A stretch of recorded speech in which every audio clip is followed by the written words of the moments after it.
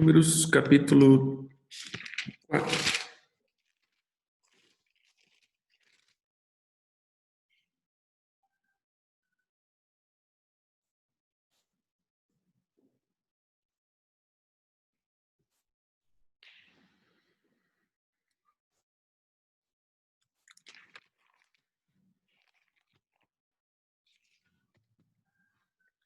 Números 4,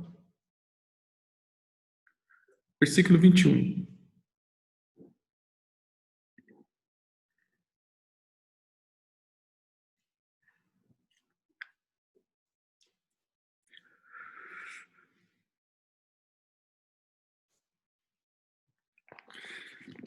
Esses dias eu estava lendo a palavra e eu achei bem interessante. Na verdade, o Senhor me trouxe algumas coisas na memória. E aí, vou compartilhar com vocês isso. Diz assim: Adonai disse a Moisés: faça também o censo dos descendentes de Gerson, de acordo com seus clãs e família. Conte todos entre 30 e aos 50 anos. Todos os que entrarem no grupo para realizar a obra de serviço na tenda do encontro. As famílias de Gerson serão responsáveis pelo serviço e transporte de cargas. Elas transportarão as cortinas do tabernáculo, a tenda do encontro, a sua cobertura e a cobertura de couro fino acima dela. A cortina da entrada da tenda do encontro, as tapeçarias do pátio, a cortina da entrada do pátio junto ao tabernáculo e a volta do altar, com as cordas e todos os utensílios necessários para o seu serviço. Eles devem realizar o trabalho ligado a essas coisas. Arão e seus filhos supervisionarão toda a obra de transporte de cargas e dos serviços de clã ou da família de Gerson, e designarão quem transportará o quê. Esta é a forma pela qual a família de Gerson servirão na tenda do encontro. Elas estarão sob a direção de Tamar, filho de Arão, o sacerdote. Só para que você entenda, quando nós olhamos para a figura do tabernáculo, nós vamos ver que existia o tabernáculo, que era, vamos dizer assim, um retângulo, né? Era algo retangular. E na frente do tabernáculo ficaria então Moisés e Arão, mas dos lados, ou seja, cada um dos lados, ficaria então uma das tribos, ou perdão, um dos filhos, então Gerson e outros dois filhos ficariam entre a tribo. Então assim, cada tribo em sua direção, mas os filhos ou o sacerdócio ficava segurando, ou seja, ficava limitando. É como se fosse uma camada limite entre as tribos e o tabernáculo. Sabemos que o tabernáculo ele é uma expressão da figura de Jesus, e sabemos que nós entramos na presença de Jesus por meio do que nós chamamos de serviço, ou por meio do ministério. Nós começamos a falar sobre o discipulado ontem, sobre a obra do ministério. A gente só pode entrar no lugar santo em diante quando nós entendemos uma questão chamada ministério. Quem eu sou? A obra ministerial. Mas o que eu acho tão interessante nesse texto, que ele começa dizendo assim: conte os descendentes de Gerson, mas eles têm que ter de 30 a 50 anos de idade. Ou seja, eles serviriam 20 anos. Mas a obra do serviço aqui não era algo tão, vou colocar nos dias de hoje, tão uau. Porque os caras tinham que carregar a carga, desmontar o tabernáculo, montar o tabernáculo e desmontar o tabernáculo, e carregar a carga no deserto, e desmontar o tabernáculo e carregar o tabernáculo. Ou seja, não seria hoje algo assim muito uau para nós, né? Vamos colocar assim, na nossa concepção, não seria algo espetacular. Um exemplo que eu posso te dar é mais ou menos se você estivesse junto com um grupo musical, você carrega a caixa, desmonta a caixa, bota a caixa nas costas, carrega a caixa, desmonta a caixa. Ou seja, você não tocaria uma guitarra, você não tocaria um violão, você não tocaria nada, mas você carregaria a caixa, botaria a caixa, caixa. Ou seja, você não apareceria. Mas o que eu acho tão interessante é que tinha, meu irmão, quase 3.000 pessoas para fazer isso, escolhidas a dedo. Mas um ponto que o Senhor falou quando eu estava lendo, esses são, o nome que nós usamos disso são paraxás. O que são paraxás? Porções da Torá que nós lemos, né, porções da lei do Senhor, e eu gosto de ler muito dessas porções, porque isso vai nos referindo, eu vou dizer assim, às vezes você fala assim, é judaizante, apóstolo. Não, querido, não tem nada a ver. Eu gosto de ler esses pedaços, porque a lei do Senhor, ou seja, os mandamentos do Senhor permanecem. O que foi quebrado foi a lei sacrificial, né? Não quero entrar nessas questões doutrinárias, mas o que não existe mais é esse negócio de doutrina de sacrifício, que eu tenho que, do cordeiro, que eu tenho que, do cordeiro no sentido que eu tenho que imolar um cordeiro, eu tenho que matar um animal para receber o perdão. Cristo é o meu cordeiro. Mas eu lendo isso com a família, a gente sempre, toda sexta-feira, a gente começa uma paraxá com eu e minha casa, e quando eu comecei a ler isso na sexta-feira, eu achei tão interessante que o Senhor falou comigo, maturidade. Só pode exercer ministério quem entrou no nível de maturidade. E aí eu comecei a entender que por isso que muitos não entendem o que é o servir o Senhor, porque nunca chegaram no nível de maturidade. Os imaturos, eles brigam, eu vou parafrasear aqui uma coisa que o apóstolo José sempre fala. Criança briga por brinquedo. Se você pegar uma criança, ela sempre vai estar brigando de quem é o brinquedo. E quando nós entramos para dentro de uma coisa chamada ministério, nós vamos ver um monte de gente brigando. Eu creio que todos vocês aqui frequentam uma igreja local, e quantas vezes a gente já viu gente dentro da igreja brigando quem vai cantar, quem não vai cantar, e que ele que tem que fazer isso, é que ele que faz aquilo, e que faz aquilo. Você já fica brigando por causa dessas coisas visíveis. Mas o que eu acho legal, no final ele diz assim,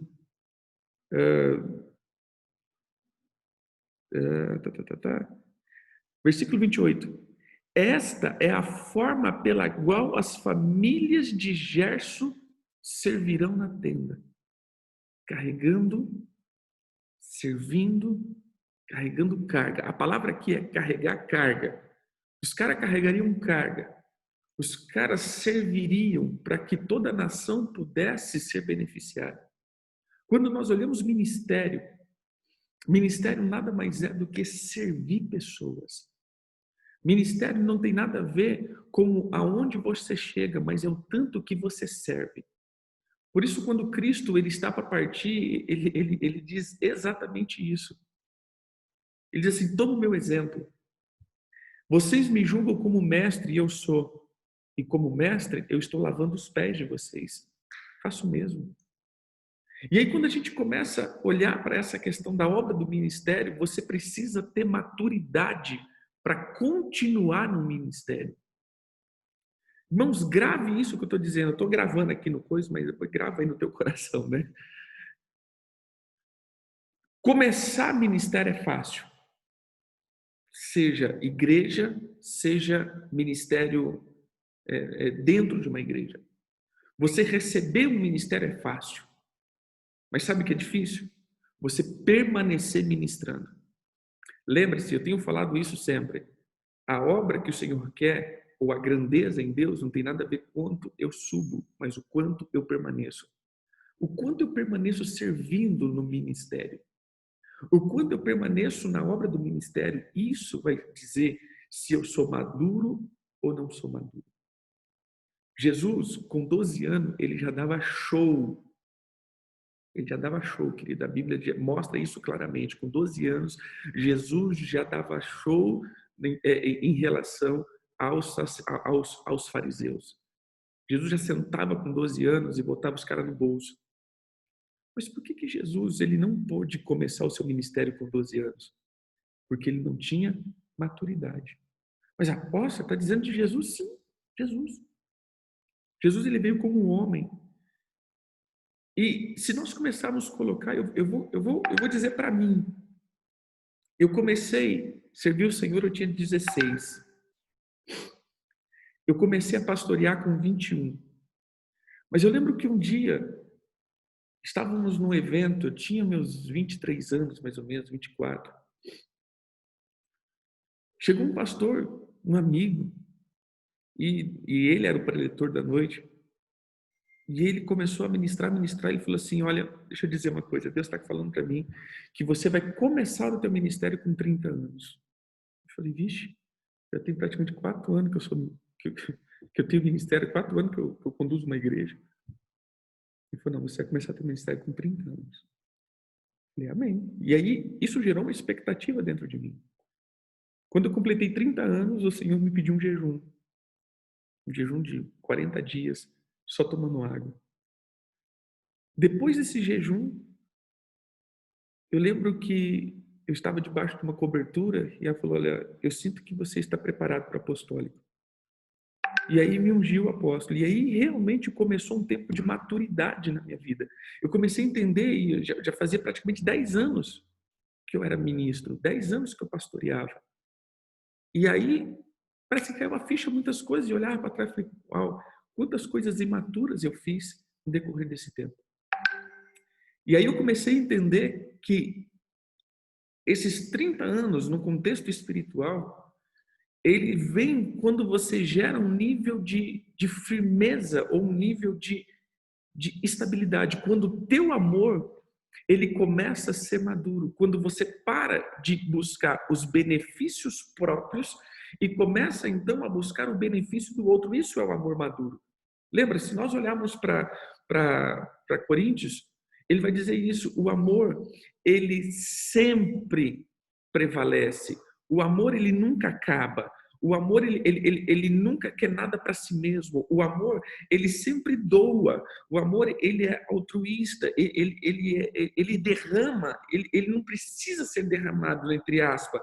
Mas ele tem para dar. É algo que os maduros, eles vão entender e dar. Ou seja, isso é obra do ministério. Eu sei, queridos, que muitos de vocês são feridos ou estiveram feridos com uma coisa chamada igreja local, pastor e líder. Mas só os maduros continuarão. Porque o verdadeiro amor, ele é uma obra de gente grande. Só maduros conseguem amar. Infantil não ama, infantil gosta. Os infantis, eles gostam. Vou dar um exemplo. Todo mundo, eu creio que tem ou já teve uma criança, um filho pequeno. O filho pequeno, quando você desagrada ele, a primeira coisa que ele diz é: eu não gosto mais de você. Eu não gosto. 5 minutos depois ele está dizendo: eu gosto de você. Gosto tanto de você. Ou seja, eles vão pela sensação, mas o maduro não. Você, como maduro, quando teu filho fala assim, eu não gosto de você, você não fala assim, eu também não gosto, porque corta aqui, a partir de hoje estou de mal. Não. Simplesmente você entende que aquilo é uma imaturidade, você continua servindo o teu filho, você continua servindo a tua casa, você continua servindo porque isso é uma obra infantil. O infantil, ele sempre vai estar se movendo por sentimento do que eu gosto e do que eu não gosto. Mas o maduro, ele simplesmente sabe se posicionar em amor. Por isso o apóstolo Paulo diz assim, quando você for ungir ou você for separar um diácono ou um presbítero, ele não pode ser neófito. Neófito aqui não é que ele é novo na fé, ele não pode ser imaturo. Porque Timóteo, ele era novo em idade, mas ele já era um presbítero, ele já era um líder. Porque Timóteo, ele apesar de não ter idade, mas ele já era maduro no amor.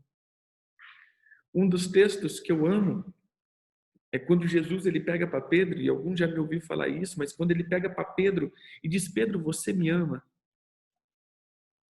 E Pedro fala assim: Senhor, você sabe que eu te amo. E aí ele diz assim: apacenta minhas ovelhas. Irmãos, no fundo, se a gente pegar o jogo da tradução, nós vamos entender que Jesus fala de um tipo de amor e Pedro responde um outro tipo de amor. Jesus pergunta sobre o amor ágape, o amor que tudo espera, o amor que tudo sofre, o amor sacrificial. Na verdade, o amor ágape, quando a gente fala assim, é o amor de Deus, mas é o amor de Deus de dar em sacrifício. Por isso que quando Jesus diz, Pedro, você vai me trair, a resposta de Pedro é, Senhor, se for preciso, eu morro pelo Senhor. E aí, quando Jesus fala, Pedro, você não vai morrer, você vai me trair. Fala, Senhor, eu vou dizer de novo, se for preciso, eu morro pelo você. O que ele estava dizendo é isso. O amor ágape, eu encontrei, eu já cresci no nível de amor que for preciso, eu morro. E Jesus falou, não, Pedro, você vai me trair. Ou seja, você ainda tem o amor, aquele amor que faz você preservar a sua própria vida. Por isso ele diz, se você preservar a tua vida, você vai perder, mas se você perder, você vai ganhar. Jesus está jogando esse jogo do amor. Se você encontrar o amor ágape, você se sacrifica por mim. E nesse amor ágape, você recebe vida. Mas se você tem o amor filos ou eros, que é o amor de irmão, ou o amor sexual, o amor de marido e mulher, esse amor ele faz você sempre se preservar. Assim aconteceu, por exemplo, com Adão, né? Quando o Senhor encara e fala, não, foi a mulher. Ou seja, enquanto Eva servia, né, no sentido sentimentalmente ali ou sexualmente, era bacana, mas quando eles foram pressionados, o amor, esse tipo de amor, ele acusa o outro. Não, foi a mulher, não tem nada a ver com isso, meu irmão. Foi a mulher que o Senhor me deu. Eu estou fora desse negócio. Mas Jesus, ele olha para Pedro e fala assim, Pedro, você realmente quer encontrar esse amor ágape? Pedro, realmente você quer fluir nesse amor ágape? E quando ele fala assim, a primeira pergunta é, Pedro, você me ama mais do que todos esses? E aí a nossa tradução diz, sim, Senhor, o Senhor sabe que eu te amo. Parece que Pedro está confirmando e está sendo bem cara de pau, né? É porque quando Jesus fala que ele ia trair, Pedro fala assim, Senhor, todos esses podem te trair. Eu nunca, eu morro. Ou seja, eles ainda não são maduros, eu sou. E aí depois acho que Jesus faz aquela piadinha, né? Senso de humor 1000, né? E Jesus fala assim: "Ei, Pedrão, você me ama mais que todo mundo aí?" E a resposta de Pedro é: Senhor, o Senhor sabe que eu não tenho esse amor. O Senhor sabe que eu não morro pelo Senhor. O Senhor sabe que eu te amo como um amor de irmão. Eu não alcancei esse tipo de amor de sacrifício. E aí sabe que o que eu acho interessante é como que Jesus desse a dica. Então tá bom. Eu sei que você quer me amar desse jeito. Faz o seguinte, sabe como você vai me amar desse jeito? Apacenta minhas ovelhas. Deixa eu dizer uma coisa, querido. Eu sei que tem muitos pastores aqui e tem muitos líderes que têm aprendido. Você nunca vai chegar no nível de maturidade se você não aprender a apacentar a ovelha. Você nunca vai chegar no nível de maturidade espiritual se você não aprender a cuidar de gente. Sabe por quê? Porque gente fere a gente. Não tem coisa mais extraordinária para fazer pedra viva, como o apóstolo José disse, do que a igreja. Ou, eu vou dizer, vou usar um termo aqui do apóstolo Maurício, parente e crente, tudo morde a gente, né? É um trem extraordinário. Tal do parente, o tal do crente, dá trabalho para a gente. Por quê? Porque a gente vai sempre ser ferido. Mas o verdadeiro amor, ele só começa depois da ferida. Eu preciso primeiro ser ferido para começar a desenvolver o amor. O amor, ele é que nem aquela resina, eu creio que, eu não lembro se era a Cássia ou a Aloés, que nós ministramos no grupo Lalaios, falavam sobre isso. Eu não lembro de qual das duas árvores, mas ela só começa a soltar a resina dela, o cheiro dela, quando ela fica doente, quando ela começa a ficar doente. Aí ela começa a soltar e liberar aquele amor ou aquele cheiro. Irmãos, você só vai liberar amor, você só vai aprender a amar mesmo quando alguém te ferir. Enquanto, por exemplo, os irmãos me amam, né? Enquanto não conviveu comigo. O dia que eu começar a corrigir e pegar nos pontos, nos calos, Aí vocês vão pensar se vai me amar ou não. Ou seja, mas o verdadeiro amor é depois de você passar por uma situação, uma repreensão, uma ferida, às vezes nem repreensão, uma ferida, porque como ser humano nós vamos ferir um outro, ou seja, nós temos arestas ainda. Ou seja, depois disso, e você permanecer junto com respeito e honra, você começou a desenvolver o amor. Por isso você precisa cuidar de gente. Por isso você precisa congregar. A palavra congregar é isso. Você precisa estar junto. Você precisa estar em unidade. Porque na unidade onde você vai desenvolver a maturidade. E só os maduros conseguem servir o Senhor na obra do ministério. Eu quero deixar essa palavra para você. Que nessa manhã você entenda isso. Eu quero que nessa manhã você pare e pense, Senhor, eu tenho sido uma pessoa madura. Eu tenho sido maduro na obra do ministério. Eu tenho sido maduro no amor. Eu tenho sido maduro para continuar. Eu sei que nós somos feridos, mas eu tenho sido maduro. Eu tenho me colocado como uma pessoa madura para poder avançar. Porque quanto mais maturidade você alcança, mais responsabilidade o Senhor te dá. Porque agora, voltando para Gerson, até então era só carregar, né, querido? Mas eu te dizer, era carregar barras de ouro. O tabernáculo, lembra que era feito disso? Ouro, prata, bronze, coisas preciosas. Se você fosse ver, era um altar de sacrifício, um altar de incenso, de ouro puro, batido. Só coisas preciosas. Então você só vai carregar coisas preciosas no teu ombro se você for maduro. Amém? Que o Eterno abençoe, que o Eterno possa te trazer esse nível de maturidade. Que todas as tuas feridas que você teve ao longo do processo da caminhada, você revirta isso em cheiro agradável. Como eu creio que é a aloés.